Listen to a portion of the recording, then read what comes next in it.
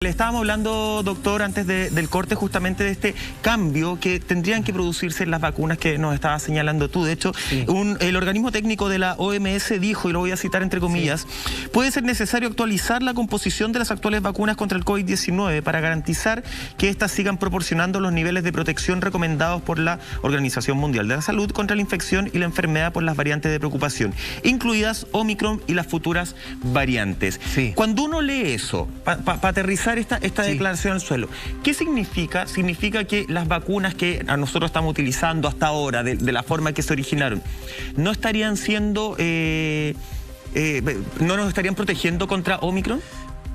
Significa que es inefectivo seguir poniendo boosters, seguir poniendo refuerzos, si no hay un trabajo genético, molecular con respecto a las variaciones que tienen las nuevas variantes, y eso ajustarlo a nuestras vacunas. Significa casi como tener una vacuna nueva. Perfecto. En línea con eso, doctor, leía unas declaraciones que daba el presidente de la Sociedad Española de Inmunología, que cuestionaba justamente la cuarta dosis de refuerzo, claro que sí, en pacientes que se habían contagiado ya y que se les pensaba poner esta cuarta dosis sí, un mes después del contagio.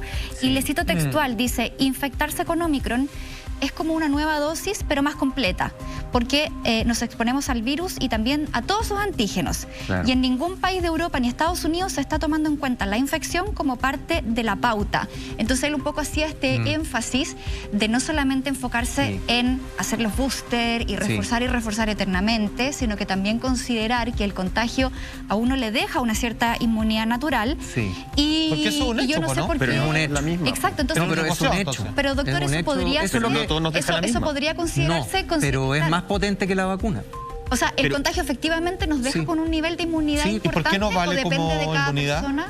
No vale como inmunidad porque tiene, en el fondo va decayendo, y como dice bien Michael, hay una variabilidad en la cual tú no sabes la intensidad. Eso es una de las cosas que no se sabe. Por ejemplo, mira, hay varias cosas que no se saben del COVID todavía. No se sabe la cantidad precisa de virus para infectar a una persona. No se sabe... la famosa carga viral. No se sabe bien cuál es la carga mínima viral para infectar a otro. Claro. Eso tiene consecuencias en que si uno quiere hacer una vacuna también para el virus, uno no conoce cuánto es el anticuerpo que va a hacer una persona en promedio frente a una infección X con cuánta cantidad de carga viral.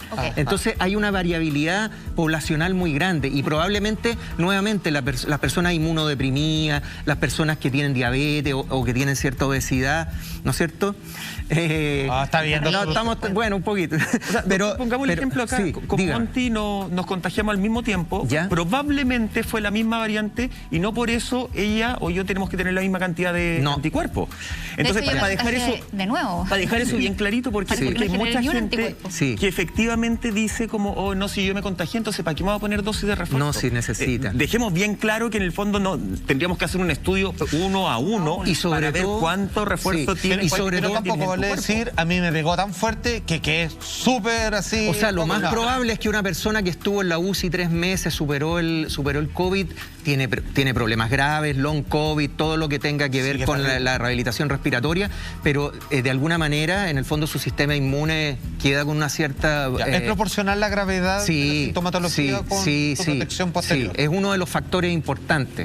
Ahora, considerada, según lo que decía Michael también, esto de la cantidad de... O sea, la diferencia entre una persona y otra, y ahí hay que poner nuevamente a nuestros amigos... ¿Se acuerdan que en algún momento hemos hablado esto de que una cosa son los anticuerpos, que es la inmunidad humoral que va por el plasma, ¿no es cierto?, que tiene que ver con los linfocitos B, y lo otro son los linfocitos T, que recién en la comunidad científica ha empezado a hacer estudios porque son más caros. Entonces también cuando nosotros medimos la inmunidad que producimos, nosotros medimos IgG, que es como la que nos queda de recuerdo, por decirlo de alguna manera, y que relaciona a los linfocitos B. Pero los linfocitos T, que son los linfocitos que también se dañan, por ejemplo, en el VIH, ¿no es cierto?, los T-helper, los CD4, o los killer, que son como los que destruyen las células que en el fondo completamente, que también pueden producir daño, esos recién se están midiendo. Entonces también tiene que ver con la cantidad de linfocitos T que yo produje posterior a una infección, y eso es desconocido.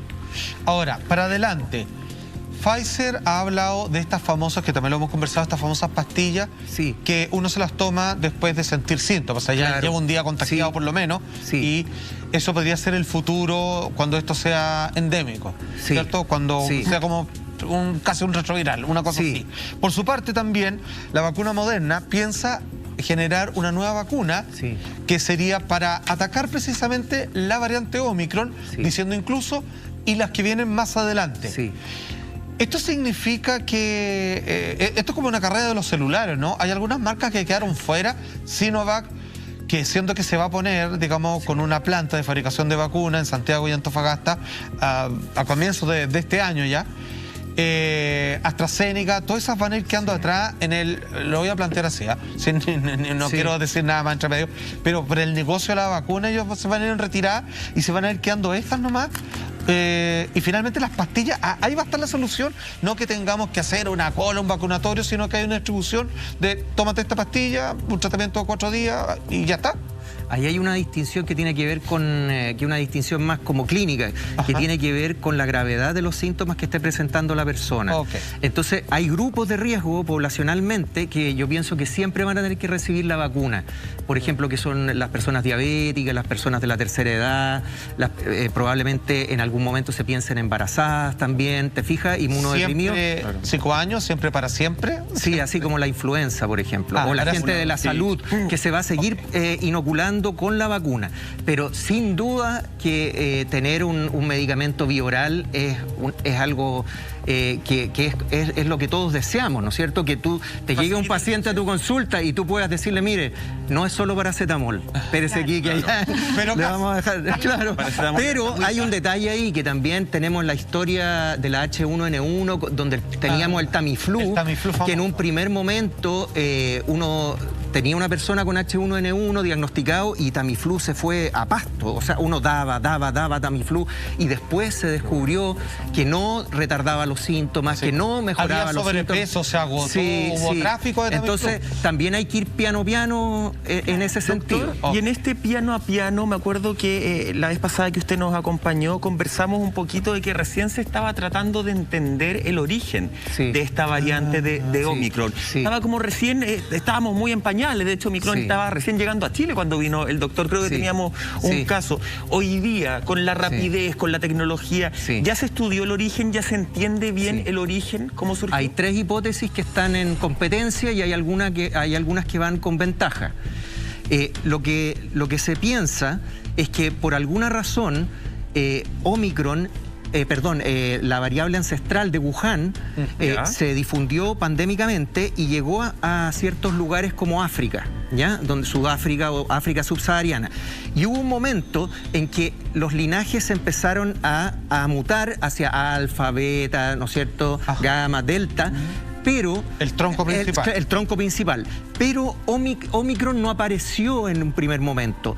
Y lo que ocurrió es que cuando apareció fue una cosa... Los científicos decían así, nunca había visto una cantidad de mutaciones tan grande que pertenecieran a un mismo linaje. Hizo un camino paralelo de la misma, del origen ancestral de Wuhan. Entonces, estuvo oculta, viviendo en una comunidad, que es la hipótesis 1, una comunidad completa de África, en una persona de África inmunodeprimida, sin tratamiento. Piénsese en una persona con VIH, donde una enfermedad viral puede durar un mes o más. Entonces, la cantidad de replicaciones comparado con una persona normal, que una persona normal replica por 5 o 7 días, esta persona replicó el virus durante meses. Entonces, la cantidad de mutaciones es muy alta. Esa es una de las hipótesis más probables, y que en algún momento eso saltó a la persona y infectó a los demás. Pero también ahora entró en competencia la variable del contagio interespecie zoonótico, y que se piensa que el virus ancestral pudo haber infectado a una persona. Esta persona infectó a un roedor y ese roedor generó... ¿La persona el roedor? Sí. El roedor generó una cantidad de mutaciones importantes hasta que pudo volver a infectar al ser humano y se lo devolvió. Y eso se demoró 1 año y medio. Y lo que pasó fue entrenamiento y llegó toda la práctica. Lo que pasó y que fue muy complejo es que todas las variaciones intermedias en algunas de las hipótesis no se conocieron nunca. Entonces llegamos a la ultraatómica Omicron, por decirlo de una manera, sin conocer los pasos intermedios porque no había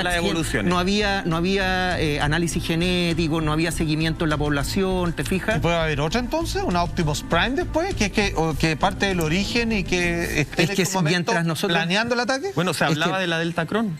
Sí, es que lamentablemente mientras no tengamos secuenciación genética en lugares muy poblados, India, África, sin intención de poner sitios geográficos específicos, pero donde hay mucha masa de personas y que están con prevalencia de vacunación muy baja, entonces que se contagian mucho, es lo que hemos dicho, que esto no va a terminar hasta que no podamos inmunizar a gran parte de la población, lamentablemente. El acceso es súper importante. Por ejemplo, ayer se viralizó harto una imagen de un joven indígena del Amazonas, un chico de 24 años que cargaba al hombro, así en su espalda, a su padre de 67 años, y caminó durante 12 horas para poder llegar a un lugar en donde estaban poniendo la vacuna.